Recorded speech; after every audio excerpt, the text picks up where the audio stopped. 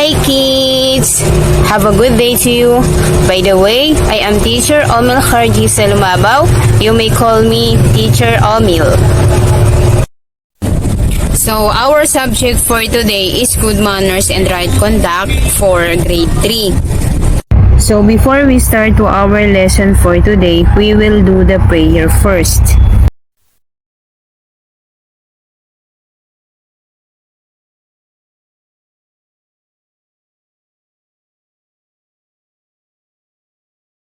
So I have something to show you, a short video, and then after you watch it, I have some questions regarding what you watch.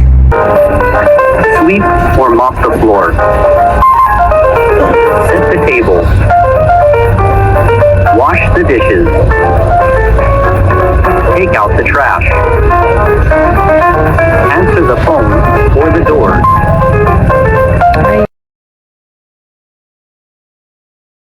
So the first question is, what are some of the chores you watch in the video? Okay, yes, Sam.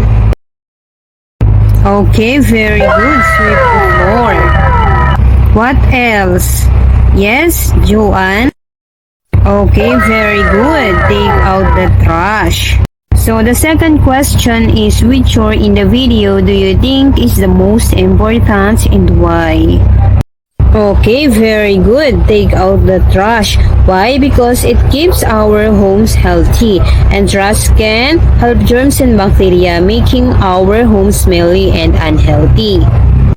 So the third one is, what chores did the children help their parents? So of course, yung kanina, yung napanood natin, yung sweep the floor, wash the dishes, take out the trash, set the table. So all of those that we can help our parents through that way. So dapat nating matutunan kung paano po maglinis ng bahay. Do you have any idea what we will be discussing today? Okay, very good. Helpfulness. Okay, so there are 3 ways that we can be helpful at home. The first one is cleaning up after playing. Kayo po ba ay naglalaro din po ba ng mga toys? Okay, so pag po tayo naglalaro ng toys, ano po yung ginagawa natin? After you play. Okay, so nililinis po natin ito. Saan po natin nilalagay? Sa tabi lang po ba? Or nilalagay po natin sa tamang lalagyan? Okay, so nilalagay po natin dapat sa tamang lalagyan upang hindi po makalat sa loob ng bahay. So, here the scenario of cleaning up after playing. Lily loves playing with her toys in the living room. But when she is done, she notices the room is missing. Instead of leaving everything out, she decides to clean up by putting her toys back in her box and organizing the play area. This helps her mom keep the house neat and saves time later. So, si Lily po ay she's playing with her toys in the living room. But when she is done, napansin niya na magulo ang kanyang mga laruan or makalat ang kanyang mga laruan. So, ano po yung ginawa niya? Instead na iwan na lang po niya yung kanyang mga laruan, but he clean up her toys. Nilagay niya sa box kasi po yun yung lagayan ng kanyang mga laruan. So, ibinalik niya po ito sa tamang lalagyan ng kanyang mga laruan. And hindi na niya po ito ipinahintay pa kay mama niya na siya na yung magligpit. Okay, so ano po yung natutunan natin dito sa cleaning up after playing?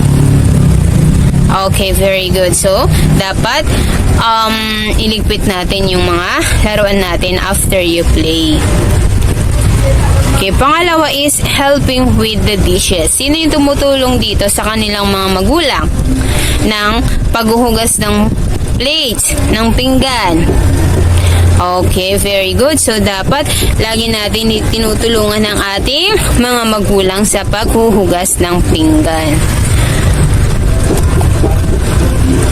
So, here the scenario of helping with the dishes. After dinner, Tim's parents are busy, so he decides to help by putting dirty dishes into the dishwasher. He also helps rinse the plates. His parents appreciate his help because it makes cleaning up after meals easier and faster.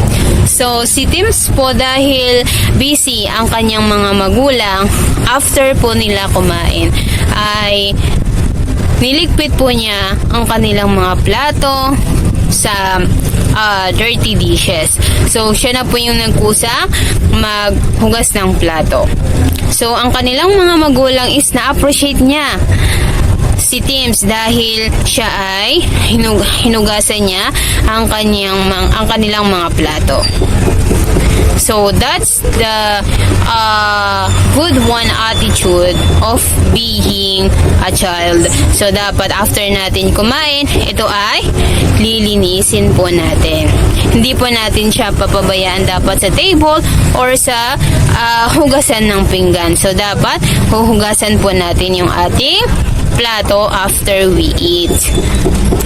So, the third one is watering the plants. Sino po yung may mga plants dito sa bahay? Okay. So, dapat po hindi na po natin hintayin si mama na siya na po yung magdilig. So, dapat tayo na din po yung magpusa na diligan ang ating mga halaman sa bahay. So, here the scenario. John's family has a few plants in the house. Every morning, he makes sure to water. So, si John's po ay mayroon po silang plants sa bahay, sa labas ng kanilang bahay. So, every morning po ay make sure niya na nadiligan niya po ang kanilang halaman. Make sure niya na every morning ay nadiligan na ito. Hindi na niya ito pinahintay pa sa kanyang mga magulang bagkus siya ay nagkusa na gawin ito. So, he feels proud pag po natutulungan niya ang kanyang mga magulang. So, dapat ganun din po tayo na tulungan ang ating mga magulang sa pamamagitan ng paglilinis sa bahay, sa pamamagitan ng pagdilig ng mga halaman para po mabawasan din po ng gawain si mama. So, we have an activity we called Household Chore Challenge. Do you know this game? Okay, so ito ay bago pa lamang po pala sa inyo.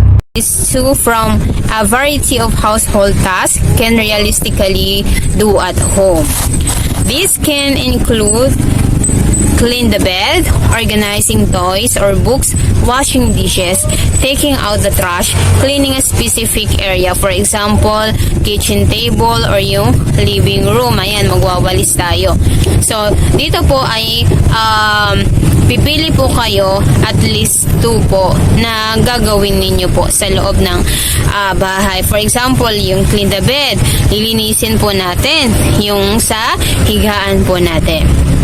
Organizing toys or books, kung mayroong mga books natin dyan na nakakalat or yung mga toys natin, ilagay po sa tamang lalagyan. And also, taking out the trash.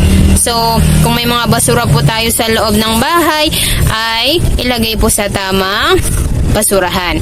Cleaning a specific area. For example, yung living room natin ay madumi. So, maglinis po tayo. Magwalis tayo. Okay? Or yung kitchen table natin ay maraming nakakalat. So, tatanggalin po natin. Lilinisin po natin. Okay, so I will give you 5 minutes to do your task. So, So, point system, student earn points for completing each chore, 5 points for completing a chore correctly. So, every na natatapos po ninyo na chore, di ba, dalawa lang po yun. So, pag natapos po natin ng complete, yung task po natin ay you have 10 points. Okay? 5 points each. So, it will be 10 points. So, I will give you 5 minutes to do your task. Okay, so are you done to do your task? So now you may present your activity. Okay, very good everyone.